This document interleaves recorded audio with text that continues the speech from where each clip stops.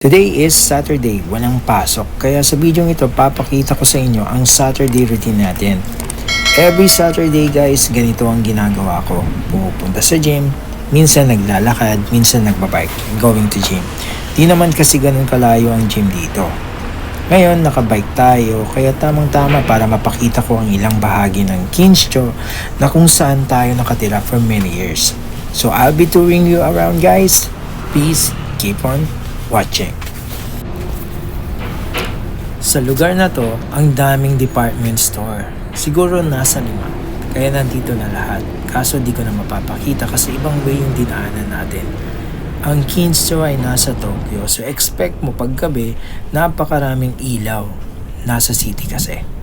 Ako kasi yung tao na mas prefer yung city kaysa province. Pag sa Pinas, mas prefer ko mamuhay sa Manila kaysa probinsya. Mas gusto ko maraming ilaw, maraming sasakyan, at maraming pasyalan. Doon tayo masaya. Ang Japan, kita nyo napakalinis, nakakamangha. Mga tao dito well-disciplined pagdating sa basura.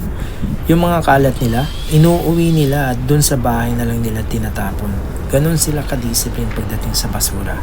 Kaya pati tayo, ganon na rin ang ginagawa. Siyempre, we need to follow the rules. Wala tayo sa bayan natin, kaya need natin makisama.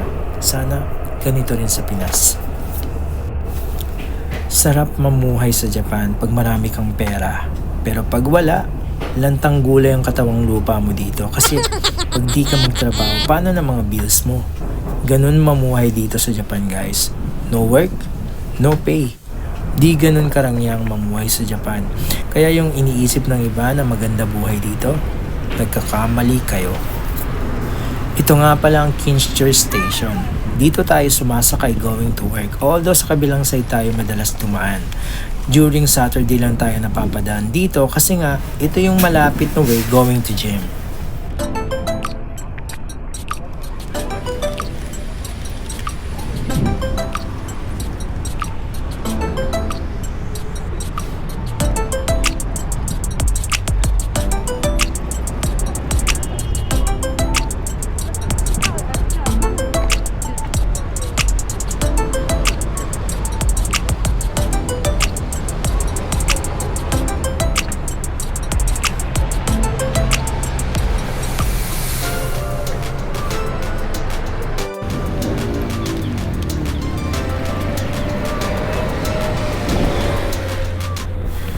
Ito naman ang Kinshi Park na kung saan napakaraming sakura dito during sakura season.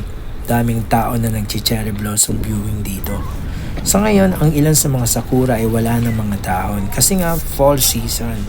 Naglaglaga na sila pero meron pa rin namang iba na natira pero sooner or later babagsak din sila and mag-bloom ulit pagdating ng panahon.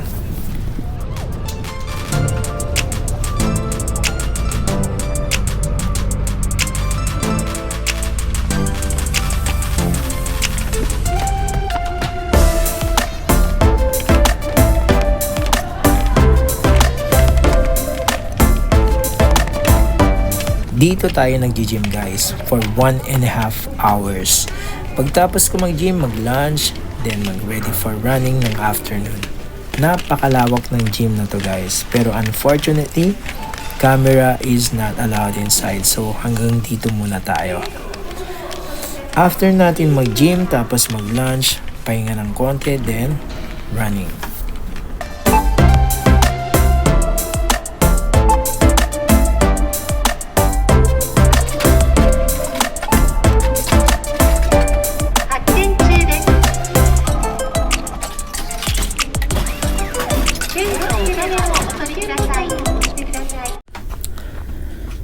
Nandito tayo ngayon sa lugar na kung saan nagra-running ako with my friends. Medyo nauna na sila kasi nga need to take this video.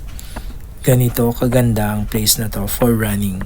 Na medyo malayo sa syudad na sadyang napakasarap ng simoy ng hangin. We need to be healthy to live longer in this world. Kung dati almost everyday kumakain tayo ng chocolate, tapos every meal kailangan may juice o soft drinks. Ngayon iba na kasi nadali na tayo ng diabetes na nagdulot ng komplikasyon sa puso, na napunta sa surgery na angioplasty, na kailangan na nating mag-ingat. During those time na nagkaroon tayo ng komplikasyon sa puso, masasabi ko na nasa bingit ako ng kamatayan. Kaya we need to change our lifestyle into a healthy living, like eating healthy food and more exercise. Move your body, guys. Nung napadpad ako sa Japan, yung way of living ko is different from the Philippines. Kasi you need to work here to pay for your bills and you need to work to survive. Unlike in the Philippines, walang ginagawa. Kain, tulog at halos walang movement yung katawan natin doon. Pag nasa Manila ako, biro nyo, kahit malapit na lang yung pupuntahan, kailangan ko pa mag-taxi. Kahit sobrang traffic, but here in Japan, minsan nga going to work, di na ako sumasakay ng bus. Kung pwedeng lakarin na lang para tipid na rin. Kasi mahal naman talaga ang pamasahe dito. From those changes, yung pag-i-inject ko ng insulin, pinestop na sa akin ng doktor. Then recently, yung dosage ng gamot ko sa diabetes, pinaba ng doktor. Na it means that I'm in the right track. Kaya kung gusto nyo mabuhay ng matagal, habang maaga pa, baguhin nyo lahat into a healthy living kaysa pagsisihan nyo pagdating ng panahon. Una, mahirap, pero pag naka-adjust na yung katawan nyo from those changes, magiging maayos din ang lahat. Hanggang dito na lang muna and please watch the rest of the video. Chikay matahan na si Mashone. Diyan Kita nyo yun, guys. Muntik na ako mabalian ng buto. Buti na lang. Replay natin. Tingnan natin ulit.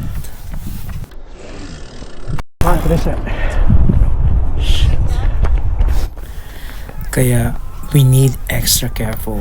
Healthy ka nga. Kung nabalian ka naman ng buto, madadali ka rin. Okay? Mata na